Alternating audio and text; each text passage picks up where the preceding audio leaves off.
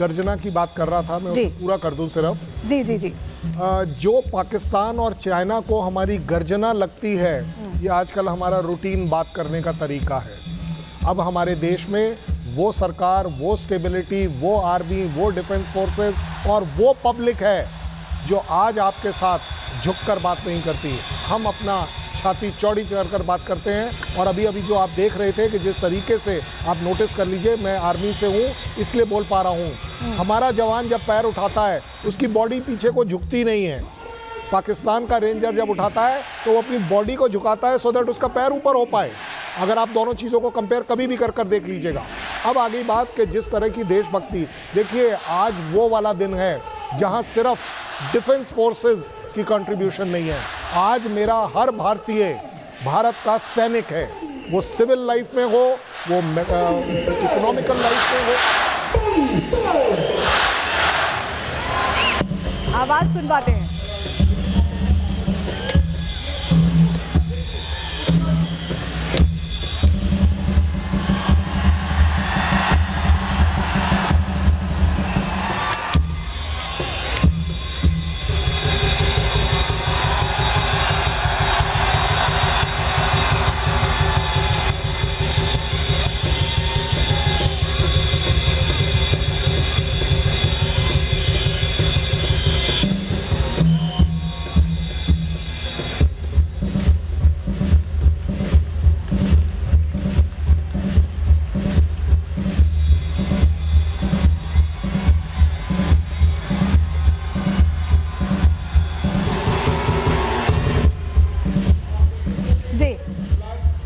Down करेंगे दोनों के दोनों।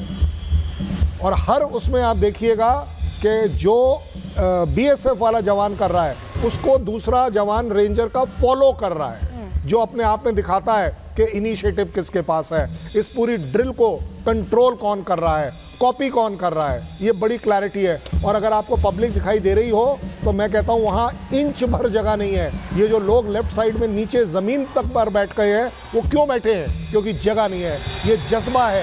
इनफैक्ट यहाँ पर आने के लिए आपको एक पास लेना पड़ता है, लेकिन एक समय के बाद बीएसएफ देखती है कि अगर लोगों की भीड़ ज़्यादा है फिर वो उनको एकोमोडेट करती है। वो ज़्यादा बड़ी बात है कि चलिए आप ज़मीन पर बैठ जाइए, और लोग ज़मीन पर बैठकर भी अपने उस जोश में कोई कमी नहीं करने देते। देखिए, हो तो ये पंजाब में रहा है, अमृतसर में रहा है, लेकिन इसकी जो धमक है वो यहाँ तक दिखाई दे रही है और यहाँ तक उस चीज़ को हम महसूस कर पा रहे हैं। यूके देवनाथ सर, ये जो तस्वीरें, ये जो पूरा प्रोसेस है, इसमें क्या हो रहा है, अगर आप थोड़ा एलैबोरेट कर पाएं। जी हाँ, सबसे पहले तो मैं बता दूं, इस प्रोसेस का जो मूल भावना है वो है कि हमारी बीएसएफ और पाकिस्तान के जो रेंजर्स हैं वो मिलके इस समारोह को करते हैं। शायद उसमें 50% दोस्ती होती है और 50% दुश्मनी होती है। दोस्ती इसलिए क्योंकि दोनों देश एक थे, दोस्ती इसलिए क्योंकि जब हमारी फौजें आज़ादी के पहले थी एक ही फौज थी। दुश्मनी इसलिए कि पाकिस्तान आज तक भारत को अपना मित्र नहीं मानता, पाकिस्तान आज तक भारत को छोटा भैया समझता है और हमको सोचता है कि शायद भारत उसका दुश्मन है। पाकिस्तान को आज भी मौका मिले वो भारत के टुकड़े टुकड़े करना चाहता है, वो कश्मीर को हमसे ले जाना चाहता है। हर रोज टेररिस्ट को कश्मीर में किस तरह से घुसाया जाए इसकी चालबाजियों में लगा रहता है। रेंजर्स जो हैं उनके, वो जो हैं ना सिर्फ भारत के बॉर्डर पर डिप्लॉयड हैं, वो अफगानिस्तान बॉर्डर पर भी डिप्लॉयड हैं। और हमारी इंटेलिजेंस एजेंसीज हर रोज अफगानिस्तान से ये रिपोर्ट दे रही हैं कि पाकिस्तान के जो रेंजर्स हैं वो बॉर्डर छोड़ के, अफगानिस्तान वाला जो बॉर्डर है डूरन लाइन, उसको छोड़ के अपनी पोस्टें खाली करके भाग रहे हैं। ये दिखाता है कि रेंजर्स का मनोबल कितना नीचा है, वो कितने डरे हुए हैं। हाँ, यहाँ पे थोड़ी देर के लिए ड्रामेटिक इफेक्ट के लिए शायद छाती फुलाने की बात करते हैं, लेकिन हमारे बीएसएफ के जांबाज नौजवान हैं, उनकी जो आंखों में चमक है, दांतों में जो पैनापन है, उसके सामने, हमारे बीएसएफ के शेरों के सामने मेरे ख्याल से कुछ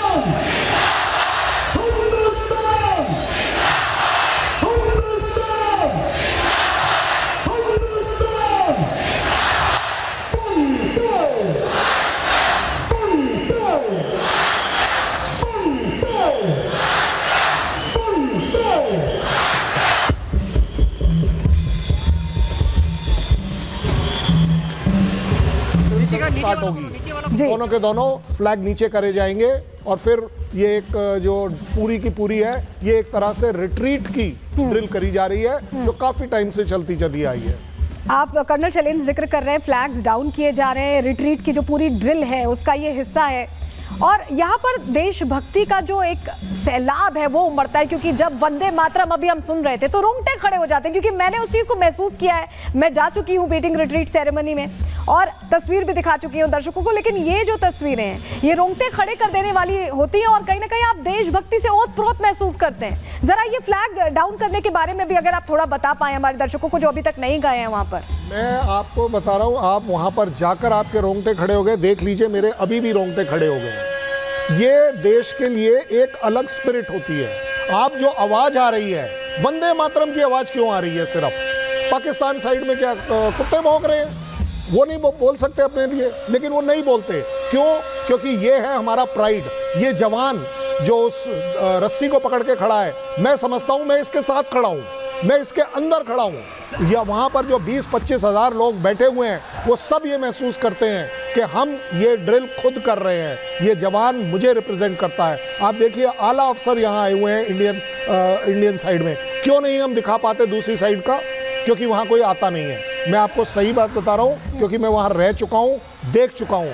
एक दिन में शायद पता ना चले, but over a period of time पता चल जाता है कि कितना पाकिस्तान पब्लिक इसको सपोर्ट करती है या नहीं करती है। ये जो ड्रिल इस समय आप देख रहे हैं, जनरली वहाँ पर फ्राइडे को करी जाती है, बट स्पेशल ड्रिल आज संडे होने के बाद भी करी जा रही है, क्योंकि इंडियन साइड ने अपनी तरफ से एक पूरी एग्रेसिव ड्रिल करने की ठान ली है, जो आपको दिख रहा है। आप देखिए, आप हर वो कदम देखिए, हर वो मोमेंट देखिए कि पहले बीएसएफ वाला करता है, फिर रेंजर करता है। क्यों? क्योंकि इनिशिएटिव मेरे पास है, मुझे मालूम है मैं सही हूँ। पाकिस्तान का रेंजर हमेशा घबराया हुआ होगा वो इस ड्रिल को करते में, क्योंकि उसे मालूम है कि कहीं मैं स्लिप ना हो जाऊं, कहीं मेरी पगड़ी नीचे ना गिर जाए। जबकि आप देख रहे हैं किस खुले तौर पर बीएसएफ के जवान इस काम को कर रहे हैं। आपने यहाँ पर जिक्र किया कि हर चीज़ का ख्याल रखा जाता है, तो देशभक्ति तो दिखती है, एक अनुशासन भी हम देख रहे हैं ग्रुप कैप्टन यूके देवनाथ, एक अनुशासन भी दिखता है इसमें, और भारतीय जो जवान हैं उनके अंदर ज़्यादा दिखता है। जी हाँ, जब आपके हाथ में हथियार होता है तो जोश के साथ होश दिखाना पड़ता है। आपका हाथ ट्रिगर के ऊपर है, आप सेफ्टी कैच ऑन रखते हैं। ट्रेनिंग के दौरान हमारे बीएसएफ के जांबाज जवानों को सिखाया जाता है दुश्मन के ऊपर फायर तभी करना है जब दुश्मन घुटने टेकने के लिए राजी नहीं हो रहा। लेकिन युद्ध के दौरान होता उल्टा है। जब भी युद्ध हुआ है हमने हमेशा देखा है पाकिस्तान की जो फौज है वो कमाने लगते हैं, वो घुटने टेकना शुरू कर देते हैं, सफ़ेद झंडा दिखाना शुरू करते हैं। हमें कई बार तो पाकिस्तान के साथ इसलिए विजय प्राप्त हुई, हमारे ट्रुप्स को, हमारी कंपनीज़ को, प्लाटून्स को, सेक्शंस को विजय इसलिए हासिल हुई 1965-71 में कि उन्होंने झंडा दिखाना शुरू कर दिया, सफ़ेद हैंडकरचीफ। उनको जब कुछ नहीं मिला तो जेब से सफ़ेद रुमाल निकाल कर हिलाने लगे। हमारे जवानों ने फायर नहीं खोला, क्योंकि यही एक बहादुर क्षत्रिय की पहचान है कि दुश्मन जब घुटने टेक देता है, सरेंडर करने लगता है, तो उसके ऊपर फायर नहीं खोला जाता, उसे अभयदान दिया जाता है।